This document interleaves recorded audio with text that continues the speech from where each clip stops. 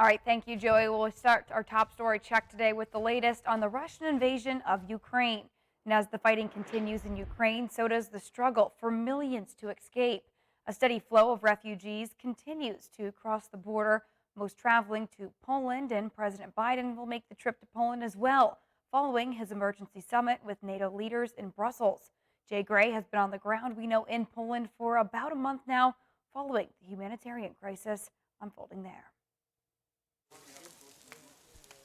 The toll from a full month of war stretches across so much of Ukraine right now. Cities and lives torn apart by Russian bombs and missiles, hitting civilian targets, including hospitals, shopping malls, apartments, and homes, leaving more than 10 million without a place to live or the necessities to survive. We don't have food, we don't have electricity, we don't have water, warm, I don't know, in the houses. So it's terrible for now. More than 3.5 million have escaped across the border, most traveling to Poland. Warsaw taking on more than any other city. We have accepted 300,000 people in Warsaw alone, which means that the population of our city has increased by almost 20% in a matter of 3 weeks.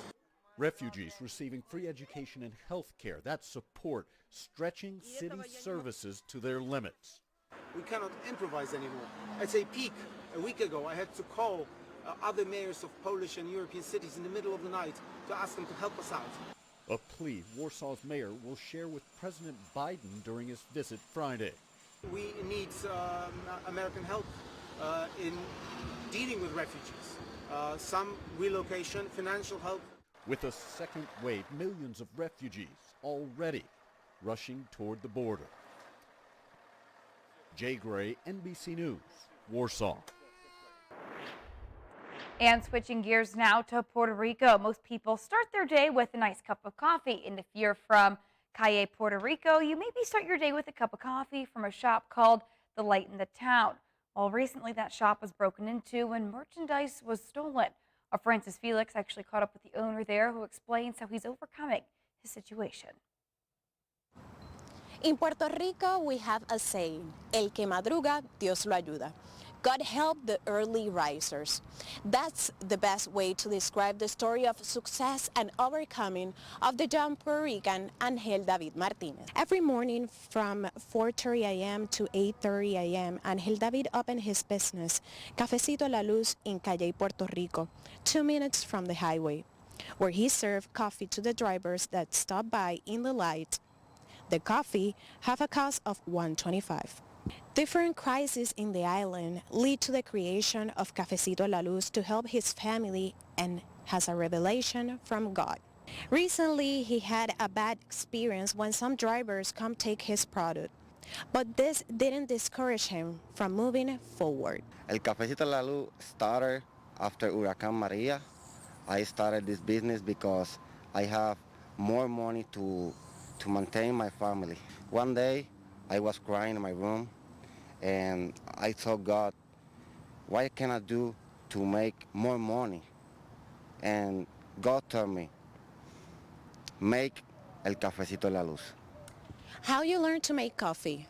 I learned make a coffee with my grandma. Every morning, she make the coffee.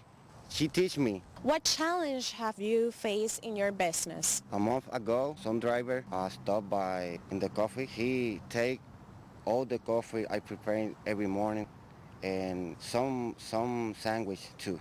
I didn't know who these people were, and they run away with the food. I don't judge anyone because I don't know what situation they are going through. Besides El Cafecito La Luz, I also do private activity like weddings, gender reveal, a meeting, and quinceañeros. What message you can give to others young entrepreneurs to pursue their dreams? If you have a dream, go get it. I don't let anybody to tell you you cannot do it. If you believe in yourself, that is enough.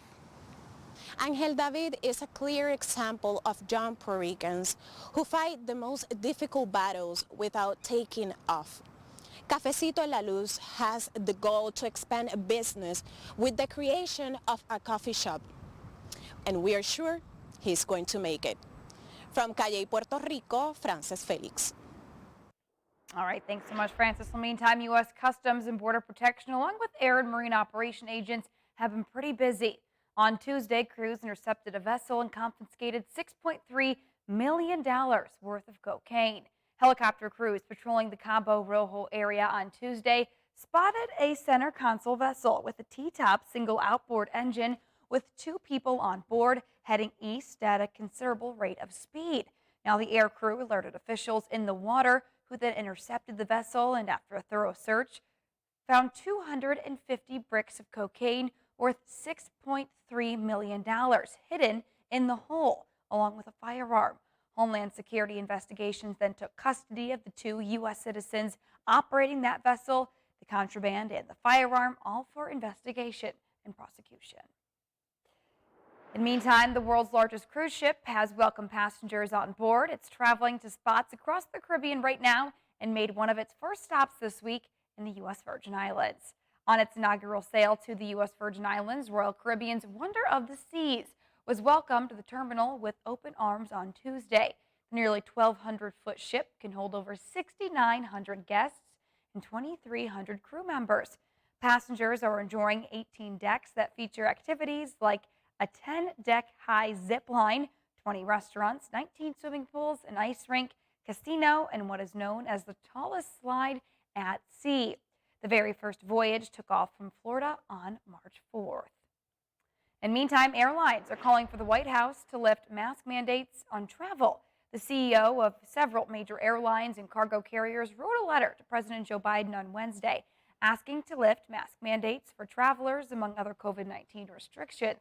Those airlines citing the high immunity level in the U.S., mask and vaccine availability, hospital-grade cabin air, and newly available therapeutics as reasons to lift the mandate. The federal transportation mask mandate does end on April 18th, barring another extension. The White House says it's consulting the CDC about lifting it even earlier.